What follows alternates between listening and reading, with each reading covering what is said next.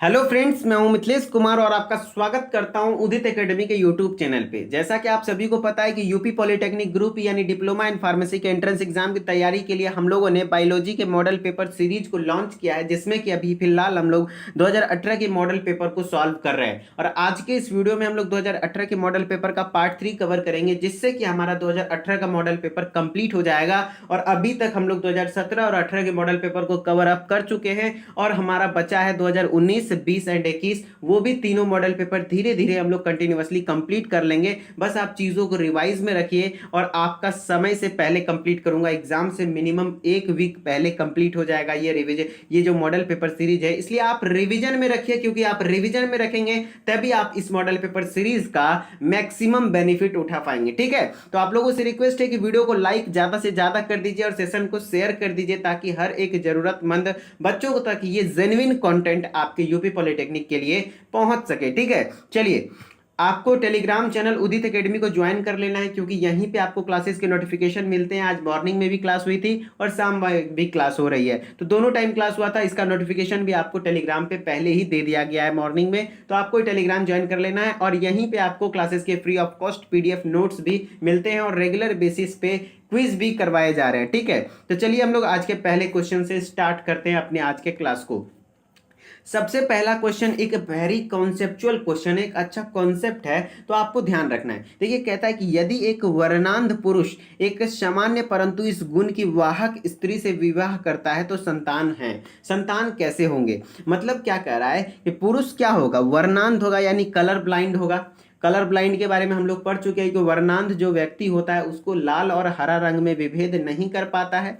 और इस गुण की वाहिक वाहक स्त्री, मतलब क्या है कि स्त्री वाहक क्या होती है, कि वाहक स्त्री उसे कहते हैं कि उसमें बीमारी तो नहीं होगा, लेकिन उसमें इतना क्षमता होगा कि वो बीमारी को फैला सके। ठीक है, तो वाहक स्त्री उसको कहते हैं। तो सबसे पहले, इससे पहले आपको एक चीज समझना पड़ेगा, जो कि मैं आपको नेक्स्ट स्लाइड में ले जाकर दिखाता हूं। ठीक है, पहले आप ध्यान से गौर से इसे देखिए। इस स्लाइड को मैं पेन का कलर थोड़ा चेंज कर लेता हूं ताकि आपको क्लियर विजिबल हो।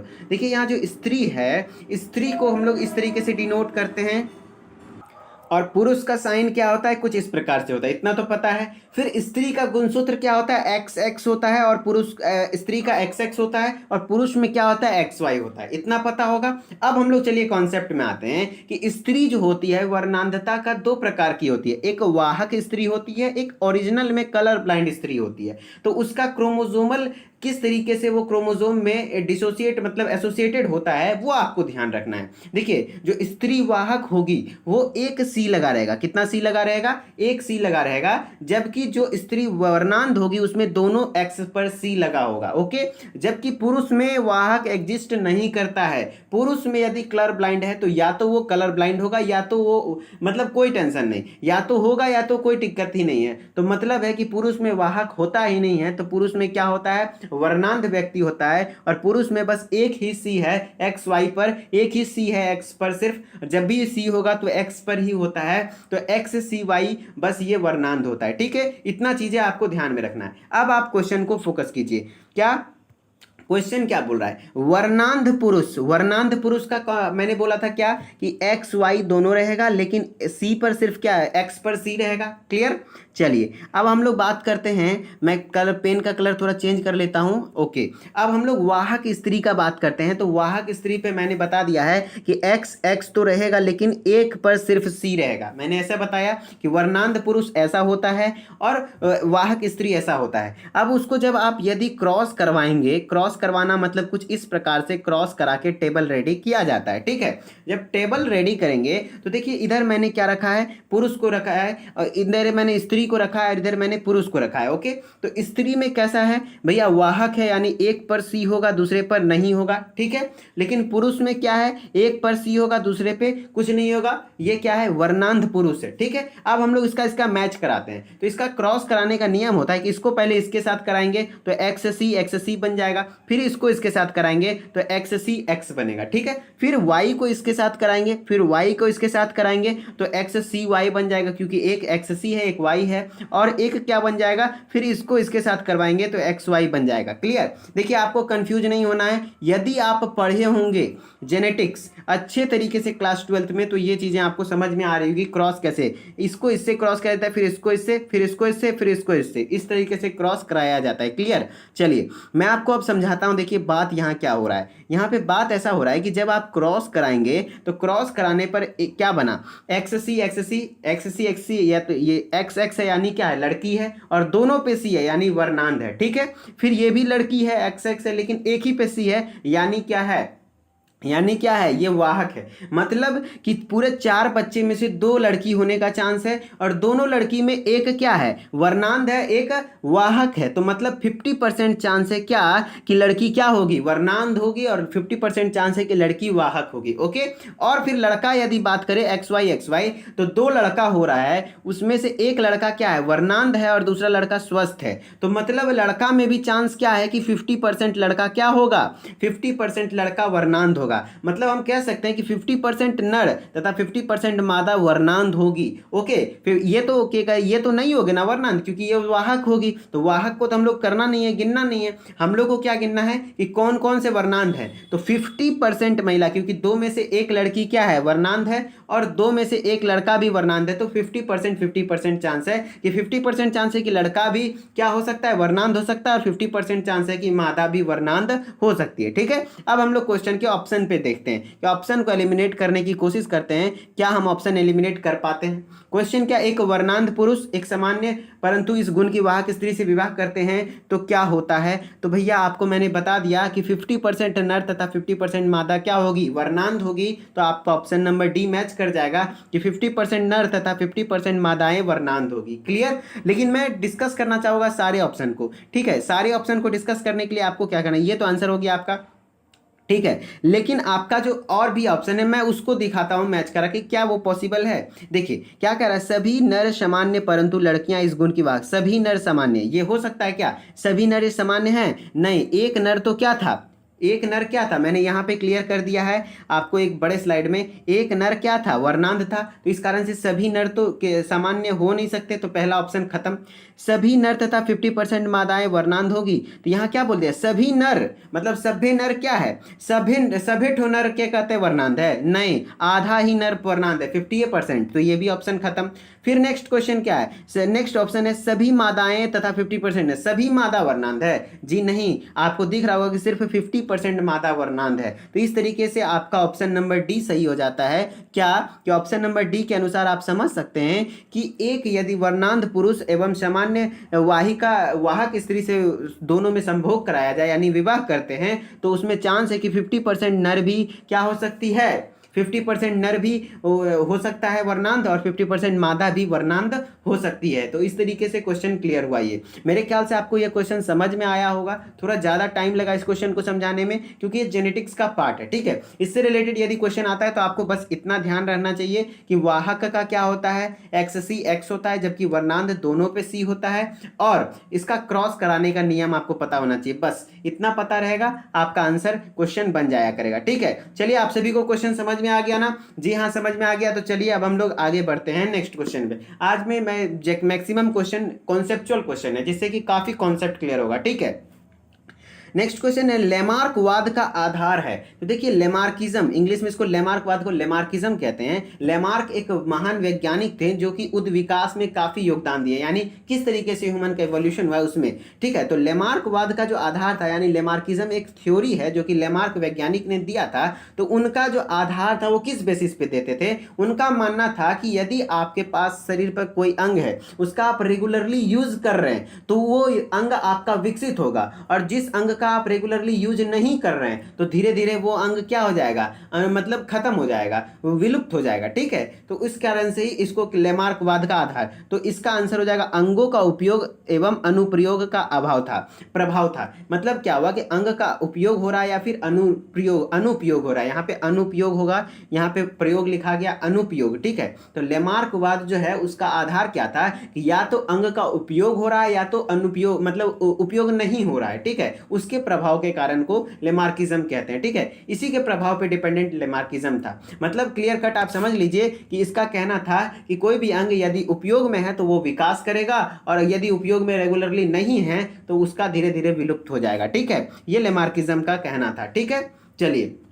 नेक्स्ट क्वेश्चन है, तंत्रिका आवेग के संचरण में क्या होता है। सबसे पहले मैं एक स्लाइड दिखाता हूं कि कंडक्शन ऑफ नर्व इंपल्स। ठीक है, कैसे कंडक्शन होता है, तो आपको बता दें कि बस दो गो का बात याद रखना है, सोडियम Na+ और पोटेशियम। सोडियम अंदर जाता है, कहाँ जाता है, सोडियम देख रहे होंगे आप, जहां भी देख रहे होंगे सोडियम क्या हो रहा है, अंदर जा रहा है, जबकि पोटेशियम क्या हो रहा है, बाहर आ रहा है। पोटेशियम क्या हो रहा है, बाहर आ रहा है। ठीक है, फिर नीचे देखिए, सोडियम अंदर जा रहा है और पोटेशियम बाहर जा रहा है, तो सोडियम अंदर जाता है और पोटेशियम बाहर आता है। तो बस इसी को आपको समझना है कि सोडियम क्या होता है, अंदर जाता है और पोटेशियम बाहर आता है। अब ऑप्शन एलिमिनेट कर लीजिए, कैल्शियम का तो कोई कहानी नहीं है, तो खत्म कहानी। अब सोडियम पोटेशियम, तो सोडियम क्या होता है, Na+ स्टार मतलब प्लस है। ठीक है, तो Na+ तंत्रिकाक्ष द्रव्य एक्सोप्लाज्म के अंदर जाता है। देखिए तंत्रिकाक्ष द्रव्य इसको कहते हैं, जैसे ये तंत्रिका तंत्र है, तंत्रिका कोशिका है, तो उसके अंदर जो द्रव्य होता है उसको हम लोग क्या कहते हैं, तंत्रिकाक्ष द्रव्य कहते हैं। ठीक है, एक्सोप्लाज्म, तो उसी के अंदर जाने की बात कर रही है।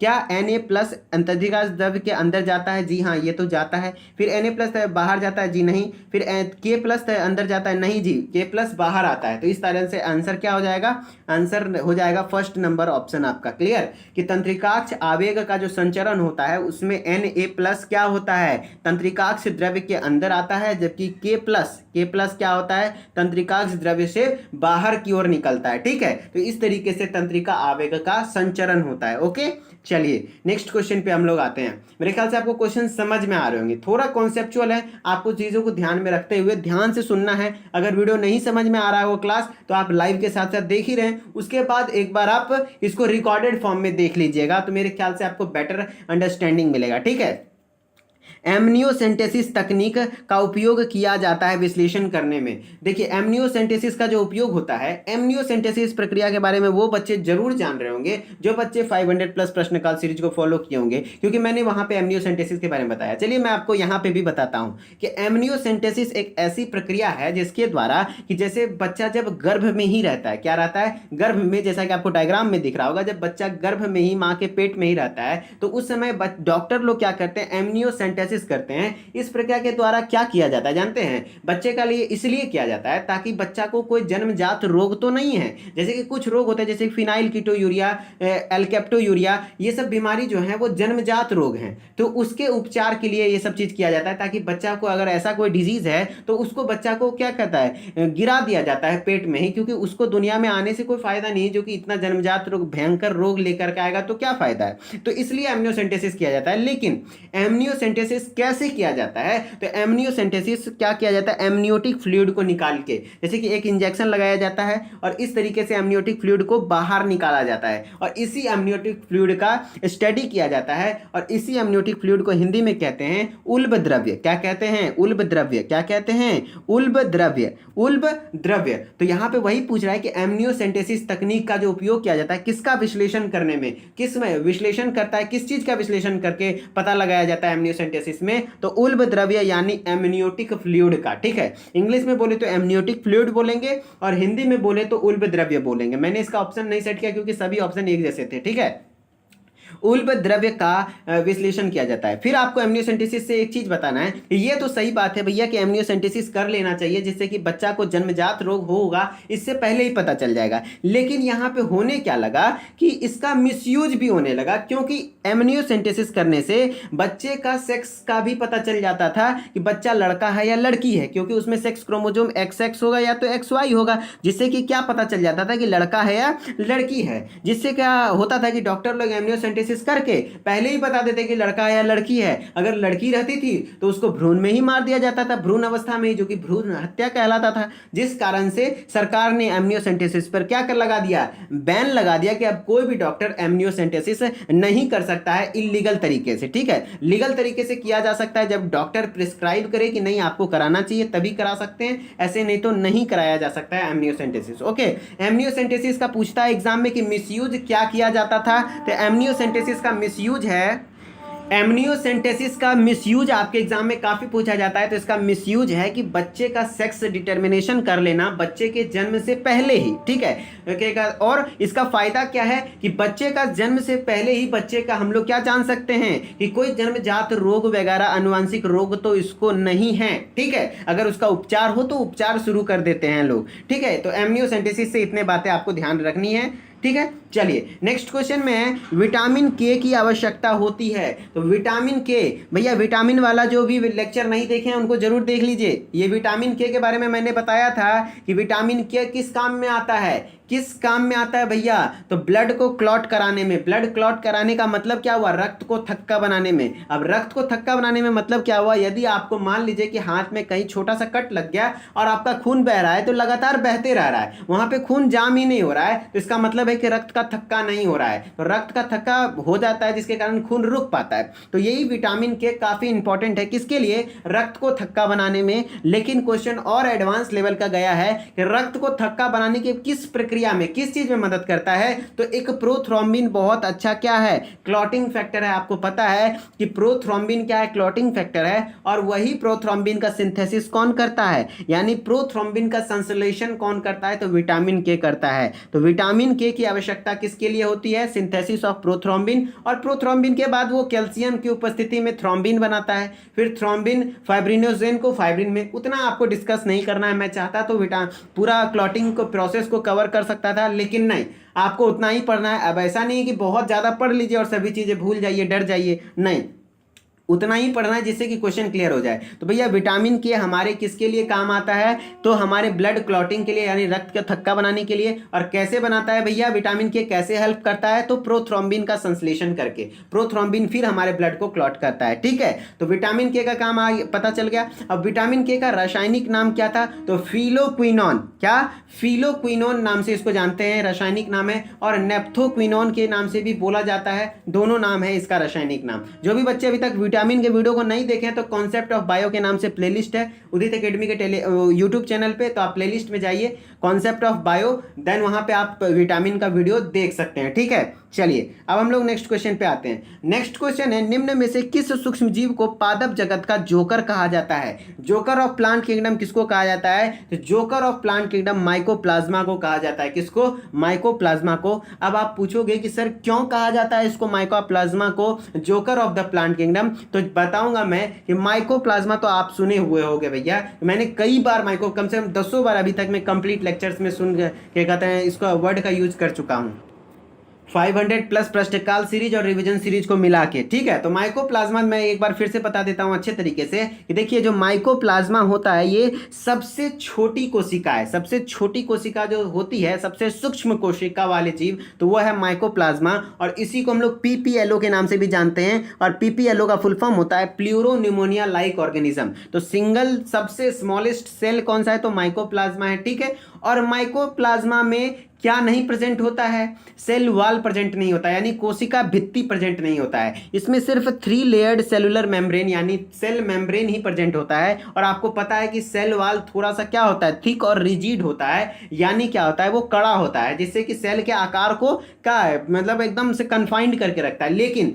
अगर सेल वॉल नहीं प्रेजेंट है तो ये जो अपना आकार किसी भी तरीके से बदल सकता है, क्या कर सकता है, अपने आकार को किसी भी प्रकार से बदल सकता है। इसी कारण से इसको हम लोग प्लांट किंगडम का जोकर कहते हैं। क्या कहते हैं, प्लांट किंगडम का जोकर कहते हैं। तो किस सूक्ष्म जीव को पादप जगत का जोकर कहा जाता है, तो वह है माइकोप्लाज्मा। और माइकोप्लाज्मा को इसलिए कहा जाता है क्योंकि इसमें सेल वॉल नहीं होते हैं। क्वेश्चन ये भी पूछा जाता है क्या माइकोप्लाज्मा में सेल वॉल होता है, यानी कोशिका भित्ति होता है, तो बिल्कुल बिल्कुल जी नहीं होता है। माइकोप्लाज्मा में कोशिका भित्ति नहीं होता है। इसी कारण से ये अपना आकार समय समय पर बदल लेता है जरूरत के हिसाब से, जिस कारण से इसे हम लोग क्या कहते हैं, इसे हम लोग पादप जगत का जोकर कहते हैं, ठीक है। चलिए नेक्स्ट क्लास, वीडियो को आप लोग फटाफट लाइक कर दीजिए। आप लोग के लिए काफी मेहनत किया जा रहा है, तो बस आप लोग को जेन्युइन कंटेंट में देने की कोशिश कर रहा हूं। और मैं वादा करता हूं कि यदि आप रिवीजन सीरीज छोड़ दीजिए, उसका अगर नहीं हो रहा है तो, लेकिन आपको मॉडल पेपर सीरीज और 500 प्लस प्रश्नकाल सीरीज को यदि आप 2 से 3 बार वॉच कर लेते हैं, ठीक है, क्योंकि रिवीजन सीरीज में तो वही कंटेंट है। तो या तो आप रिवीजन सीरीज से कर लीजिए, अगर आप पढ़ा हुआ है तो या तो 500 प्लस प्रश्न निकाल सीरीज से कर लीजिए। अगर आप इस सीरीज को मेरे पढ़ाए हुए बायोलॉजी के हर लेक्चर को 2 से 3 बार देख लेते हैं तो मैं लिख के देता हूं कम से कम 50 में से 40 प्रश्न पढ़ाए हुए में से आएगा। ठीक है, इसी कारण से तो मैं क्वेश्चन के हर कॉन्सेप्ट को कवर करता हूं ना, ताकि मेरे पढ़ाए हुए से फंस जाए। और फंसेगा, बस आप लोग को याद भी तो रहना चाहिए भैया। एक बार मैंने पढ़ाया, आप बस पढ़ के चल दिए तो क्या याद रह जाएगा? नहीं ना। तो फिर आप बोलोगे आपके पढ़ाए हुए से आया नहीं, तो ये फिर गलत बात हो जाएगी ना। और पेपर तो आपका ऑफलाइन होता भी नहीं है, जिससे कि हमें पता चले कि आखिर आपके पेपर में आया क्या था। तो आप ही लोग बताओगे ना कि क्या हुआ था। ठीक है, लेकिन मिलेगा, बस पेशेंस रखिए। जब हम लोग इतना मेहनत कर रहे हैं और इतना बेटर वे एकदम प्लान है, एक अच्छे कंपटीशन को क्रैक करने का भी यही प्लान होता है। ठीक है, model paper previous year question paper पे डिपेंडेंट होकर के तो हम लोगों ने पूरे एकदम कवर किया है कॉन्सेप्ट को, कोई प्रॉब्लम नहीं होगा। Keep patience and continuous laborious. Continuously मतलब लगातार आप मेहनत करते रहिए और 2-3 घंटा आप बायो रोज पढ़िए और फिजिक्स केमिस्ट्री को थोड़ा थोड़ा टाइम जरूर दीजिए। अगर मतलब थोड़ा बहुत फिजिक्स केमिस्ट्री में स्कोर हो जाएगा, बायोलॉजी में मैं 40 क्वेश्चन का दावा रखता हूं, बायोलॉजी में आपके 40 क्वेश्चन सही होंगे तो भैया आपका स्कोर अच्छा खासा हो जाएगा, फिर गवर्नमेंट कॉलेज मिलने के चांस तो बढ़ जाएंगे। ठीक है, चलिए नेक्स्ट क्वेश्चन पे आते हैं। संयोजी उत्तक में पाया जाने वाला कैंसर है। भैया जिसको लग रहा है कि सीट बहुत कम है, हाई कट ऑफ जाएगा, भैया वो लोग जल्दी से छट जाइए। आप लोगों को छटने के लिए ही बनाया गया है, क्योंकि आप छटेंगे तभी तो कट ऑफ कम होगा। हम तो चाहते हैं कि बच्चे तो आप जो भी अच्छे बच्चे हैं उनके लिए बहुत अच्छी भलाई। अगर कोई बोलता है ना कट ऑफ बहुत हाई जाता है, कोई दोस्त आपका, तो उसको बोलिए हाँ भाई तू छोड़ दे तैयारी, क्योंकि कट ऑफ तो बहुत हाई जाता है, तेरे से होने वाला नहीं है। कम से कम एक कंपटीशन तो कम होगा, समझ रहे हो ना। इसलिए जो सोचता है कि कट ऑफ बहुत हाई जाएगा, मतलब जो प्रॉब्लम करेगा नहीं मिल पाएगा, तो उसको और डिप्रेस कर दीजिए। हाँ भाई नहीं हो पाएगा तू छोड़ दे। कम से कम एक सीट अगर जो लेने वाला बच्चा था वो छोड़ देगा तो आपके लिए तो एक सीट बच जाएगा ना। तो इस कारण से ये सब स्ट्रेटेजी भी अपनाना है, समझ रहे हैं ना। एकदम साम दाम दंड भेद सब चीज अपनाइए, तब जाके सिलेक्शन में होगा। ठीक है, अब ऐसा नहीं कि सबको डिप्रेस करने चल जाइए, अपना भी मेहनत करते रहिए। ठीक है, सॉरी 1-2 मिनट समय लेने के लिए। मैं क्लासेस में ज़्यादा बहस करता नहीं हूँ वैसे, लेकिन बीच बीच में आप लोग के कमेंट्स को देख के ये सब मन से बातें निकल जाती हैं। आप लोग कमेंट किया कीजिए, कमेंट करते हैं तो बहुत अच्छा लगता है। मैं हर एक कमेंट को पढ़ता हूँ और जो भी जेन्युइन कमेंट होता है उसका रिप्लाई भी करता हूँ, आप लोग अगर देखते होंगे। ठीक है, संयोजी उत्तक में पाया जाने वाला कैंसर है। तो भैया आपको बता दें, यहाँ पे आपको 2-3 बातें मैं याद करवाऊंगा जो कि आपको ध्यान रखना है। यहाँ पे ज़्यादा साइंस समझने की कोशिश मत कीजिए। संयोजी उत्तक यानी कनेक्टिव टिश्यू, ठीक है, और कनेक्टिव टिश्यू में पाया जाने वाला कैंसर को हम लोग सार्कोमा कहते हैं। क्या कहते हैं? सार्कोमा कहते हैं। कनेक्टिव टिश्यू में पाया जाने वाला यानी संयोजी उत्तक में पाए जाने वाले कैंसर को हम लोग सार्कोमा कहते हैं। और वो क्या कहते हैं? Epithelial tissue. एपिथेलियल टिश्यू आपने सुना होगा। एपिथेलियल टिश्यू को हिंदी में हम लोग उपकला कोशिका कहते हैं। क्या कहते हैं? उपकला कोशिका। तो एपिथेलियल टिश्यू में यदि पाया जाने वाला कैंसर है तो उसको हम लोग कार्सिनोमा कहेंगे, जबकि संयोजी उत्तक यानी कनेक्टिव टिश्यू में पाया जाने वाला उत्तक है तो उसको हम लोग सार्कोमा कहेंगे। और यदि ब्लड सेल, ब्लड कॉर्पोजल्स यानी रुधिर कनिकाएं यानी रुधिर के सेल्स में यदि कैंसर है तो उसे हम लोग ल्यूकेमिया कहते हैं। क्या कहते हैं? ल्यूकेमिया। भैया फटाफट आप लोग कार्सिनोमा, सार्कोमा और ल्यूकेमिया में डिफरेंस समझ गए ना, कि संयोजी उत्तक में यदि हो तो उसे हम लोग सार्कोमा कहते हैं। 100 से संयोजी उत्तक, 100 से सार्कोमा। ठीक है, फिर कार्सिनोमा किसको कहते हैं? तो होने वाला कैंसर जो है कार्सिनोमा, कौन सा कैंसर को कहते हैं? तो यदि आपका उपकला कोशिका, उपकला कोशिका यानी उपकला उत्तक यानी एपिथेलियल टिश्यू में यदि कैंसर है तो उसको कार्सिनोमा कहते हैं। यदि आपका रुधिर कनिकाओं में यानी ब्लड सेल्स में यदि आपका क्या है? कैंसर है तो उसे हम लोग ल्यूकीमिया के नाम से जानते हैं। क्लियर? ये तीनों चीज याद रखनी है। चलिए नेक्स्ट क्वेश्चन पे आते हैं। नेक्स्ट क्वेश्चन है अग्नाशय स्रावित करता है। भैया अग्नाशय जो स्रावित करता है ये मैंने छोड़ दिया था कि अग्नाशय से मैंने सोचा था वहां तक क्वेश्चन नहीं जाएगा, लेकिन गया है तो मैं आज के इस लेक्चर में कवर कर दूंगा कि अग्नाशय स्रावित करता है। देखिए अग्नाशय, पहली बात हमने एक बहुत डिटेल लेक्चर में समझाया था, मैं थोड़ा सा यहाँ पे डिफाइन कर देता हूँ कि अग्नाशय जो पेनक्रियाज है एक मिश्रित ग्रंथि है, मिश्र ग्रंथि है, जिसको हम लोग हेटेरोक्राइन ग्लैंड कहते हैं। क्यों? क्योंकि ये एक्सोक्राइन भी है, साथ ही साथ एंडोक्राइन भी है। ठीक है, और इसके एंडोक्राइन पार्ट को हम लोग आइलेट्स ऑफ लैंगरहैंस कहते हैं। Okay, islets of Langerhans. और आइलेट्स ऑफ लैंगरहैंस के पास 2 टाइप्स ऑफ सेल नहीं जी, बल्कि यहाँ पे 4 टाइप्स ऑफ सेल कितने होते हैं? 4 टाइप्स ऑफ सेल होते हैं। ठीक है, यहाँ पे इस पीडीएफ में 2 ही दिया हुआ, और भी 2 बताऊंगा। एक होता है बीटा सेल, एक होता है अल्फा सेल, और एक होता है delta cell and P cell. क्या होता है, एक delta cell and P cell होता है। इस तरीके से आपका कितना हो गया, alpha cell, beta cell, delta cell and P cell. और अल्फा और बीटा बहुत ज्यादा इंपॉर्टेंट सेल हो जाता है। अल्फा सेल क्या सिक्रीट करता है भैया, तो बीटा सेल तो इंसुलिन करता है। बीटा क्या सिक्रीट करता है, इंसुलिन, जबकि अल्फा सेल ग्लूकागोन रिलीज करता है। ओके, बीटा सेल इंसुलिन, क्योंकि बेटा किस पे चढ़ाता है, सूली पे चढ़ाता है। माँ बाप को बेटा बड़ा होता है तो क्या चढ़ाता है, सूली पे चढ़ा देता है। तो बेटा यानी बीटा सेल क्या करता है, इंसुलिन, और अल्फा सेल क्या करता है, ग्लूकागोन क्या कहते हैं, बनाता है। ओके, अब इंसुलिन का काम क्या है, ग्लूकागोन का काम क्या है, मैं थोड़ा थोड़ा मतलब स्पीड में डिस्क्राइब करता हूँ। इंसुलिन का काम है ब्लड में ग्लूकोज के लेवल को कम करना, जबकि ग्लूकागोन का काम है क्या, ब्लड में ग्लूकोज के लेवल को बढ़ाना। ओके, अब हम लोग बात करते हैं कि अभी तो हम लोग डेल्टा सेल के बारे में बात ही नहीं किए। तो देखिए, बीटा सेल अल्फा सेल को साथ में रखते हुए डेल्टा सेल भी प्रेजेंट होता है। किसमें, डेल्टा सेल भी प्रेजेंट होता है। और डेल्टा सेल जो बनाता है वो क्या बनाता है, सोमेटोस्टेटिन नाम का हार्मोन। कौन सा हार्मोन, सोमेटोस्टेटिन नाम का हार्मोन। और अब बचा एक P cell. P cell pancreatic polypeptide hormone बनाता है। क्या बनाता है, पेनक्रिएटिक पॉलीपेप्टाइड। वो इतना इंपॉर्टेंट नहीं है, लेकिन डेल्टा सेल आप ध्यान रख सकते हैं कि डेल्टा सेल जो हार्मोन सिक्रीट करता है वो कौन सा है, सोमेटोस्टेटिन। और ये लेस अबंडेंट होता है, मतलब बहुत कम मात्रा में होता है। ठीक है, डेल्टा सेल।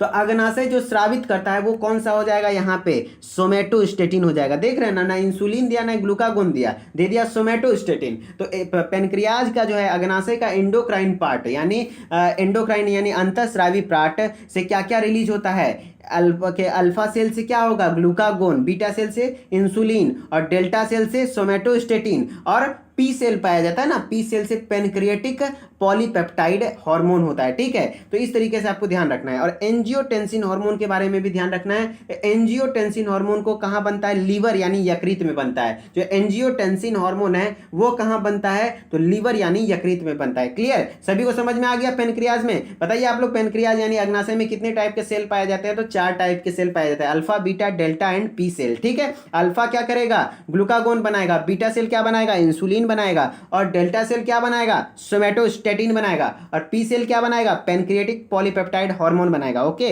चलिए नेक्स्ट क्वेश्चन पे आते हैं। हमारा नेक्स्ट क्वेश्चन है हमारा कि अवायवीय श्वसन द्वारा मांसपेशियां उत्पन्न करती है। ये भी क्वेश्चन वो बच्चे जरूर कर ले जाएंगे जो कि 500 प्लस प्रश्नकाल सीरीज को फॉलो किए होंगे। ठीक है, क्योंकि ये भी प्रश्न मैंने करवा रखा है। लेकिन चलिए यहाँ पे अच्छे तरीके से समझाते हैं। यदि आपके शरीर में वायवीय श्वसन होता है यानी ऑक्सीजन की उपस्थिति में ग्लूकोज का श्वसन होता है, ग्लूकोज का ऑक्सीकरण होता है, देन आपके शरीर में क्या बनता है, CO2 बनता है, वाटर बनता है और ऊर्जा मिलता है ATP के फॉर्म में। लेकिन यही यदि आप ज़्यादा हैवी एक्सरसाइज कर रहे हो, क्या कर रहे हैं, हैवी एक्सरसाइज या फिर दौड़ रहे हो, अचानक ज़्यादा स्ट्रेंथ आ गया मसल में और वहाँ पे ज़्यादा ऑक्सीजन की जरूरत है, लेकिन वहाँ पे ऑक्सीजन क्या क्या हो गया, मात्रा कम हो गया और ऑक्सीजन की अनुपस्थिति में ऊर्जा का उत्पादन जरूरी हो गया, तो ग्लूकोज बिना ऑक्सीजन के भी टूट जाता है। तो ग्लूकोज जब बिना ऑक्सीजन के टूटता है तो वो लैक्टिक अम्ल बनाता है। क्या बनाता है, लैक्टिक अम्ल बनाता है, ध्यान रखिएगा। और लैक्टिक अम्ल जो है वही कारण है जिसके कारण क्या होता है, हमारे मसल में फिर जकड़न होता है और हमारे मसल्स यानी मांसपेशियों में दर्द शुरू हो जाता है। ठीक है, तो अवायवीय श्वसन में मांसपेशियां क्या उत्पन्न करती हैं, लैक्टिक अम्ल उत्पन्न करती हैं। लेकिन वायवीय श्वसन में पूछेगा तो क्या क्या उत्पन्न होता है, तो जब ग्लूकोज का ऑक्सीकरण होता है यानी ऑक्सीजन से अभिक्रिया होता है तो कार्बन डाइऑक्साइड बनता है, वाटर बनता है और साथ ही साथ ATP मॉलिक्यूल भी बनता है। और ATP को ऊर्जा का सिक्का यानी energy currency of the cell कहा जाता है। ठीक है, समझ रहे हैं ना। चलिए नेक्स्ट क्वेश्चन पे आते हैं हम लोग। ये हमारा क्लास का लास्ट क्वेश्चन है और ये लास्ट क्वेश्चन है, काजीरंगा वन्य अभयारण्य प्रसिद्ध है भैया। काजीरंगा वन्य अभयारण्य यानी काजीरंगा राष्ट्रीय उद्यान, ये एक सींग वाले गेंडे के लिए फेमस होता है। किसके लिए, एक सींग वाले गेंडे के लिए। क्लियर, समझ रहे हैं ना, एक सींग वाले गेंडे के लिए काजीरंगा वन्य अभयारण्य प्रसिद्ध होता है। ठीक है, तो आपको आज का क्लास कैसा लगा? आज की क्लास में मैंने काफ़ी कॉन्सेप्ट्स को कवर किए और आज का क्लास काफ़ी इंपॉर्टेंट था। जो बच्चे क्लास अटेंड नहीं किए हैं उनका तो भैया बाबा जी का ठुल्लू मिलेगा, लेकिन जो बच्चे क्लास को देख लिए और 1 से 2 बार इस बात को देख लेंगे। और हाँ, क्या पहला वाला क्वेश्चन वर्णांधता वाला समझ में आया था? कॉमेंट में जरूर लिख दीजिए कि जो भी कॉन्सेप्ट अगर नहीं समझ में आया था तो हम ट्राई करेंगे कि फिर से एक पर्सनल वीडियो बना करके उस टॉपिक पे। लेकिन मेरे ख्याल से समझ में आ गया होगा। देखिए, उतने हार्ड लेवल का क्वेश्चन आपके एग्जाम में 1 से 2 आएगा, एक आध आएगा, ठीक है, इसलिए मैंने उस क्वेश्चन को इग्नोर नहीं किया, उस क्वेश्चन को लेना चाहिए क्योंकि वो कॉन्सेप्चुअल है और उसको आप 1 से 2 बार वीडियो को देख लीजिए वहां शुरुआत में 10 मिनट तक, तो वो क्वेश्चन क्लियर हो जाएगा, ठीक है। लेकिन आप लोगों से रिक्वेस्ट है कि आप लोग एक कॉमेंट जरूर कीजिएगा कि क्या आज का क्लास आपको समझ में आया। अगर समझ में आया तो एक कॉमेंट लिख दीजिएगा कि यस सर बिल्कुल समझ में आया, जिससे कि मेरे को सेटिस्फेक्शन मिल जाए कि जी हाँ मेरा प्रयास सफल रहा, ठीक है। तो चलिए हम लोग मिलते हैं कल के नेक्स्ट क्लास में। फिर नेक्स्ट क्लास में हम लोग बात करेंगे 2019 के मॉडल पेपर का। कल मॉर्निंग में क्लासेस नहीं होगी, कल फिर रात के 9 बजे हम लोग मिलते हैं क्लास में 2019 के मॉडल पेपर के साथ। तो हम लोग करेंगे रॉक और आपको टेंशन नहीं लेना है, कंप्लीट मॉडल पेपर सीरीज में कंप्लीट करूंगा, बस आपको रिवीजन में रखना है चीजों को, फिर देखिए आप कैसे गर्दा छुड़ाते हैं, ठीक है। तो चलिए हम लोग मिलते हैं नेक्स्ट क्लास में। Okay bye bye, good night.